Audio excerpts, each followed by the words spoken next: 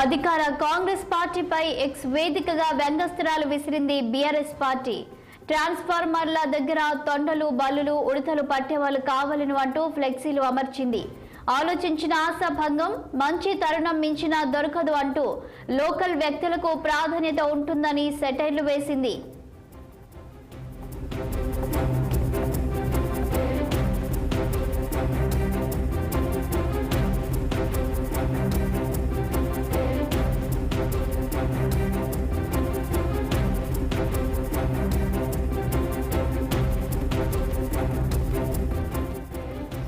అధికార కాంగ్రెస్ పార్టీపై ఎక్స్ వేదికగా వ్యంగ్యాస్త్రాలు విసిరింది బీఆర్ఎస్ పార్టీ.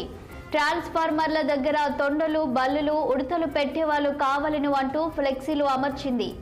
ఆలోచించిన ఆశాభంగం, మంచి తరుణం మించినా దొరకదు అంటూ లోకల్ వ్యక్తులకు ప్రాధాన్యత ఉంటుందని సెటైర్లు వేసింది.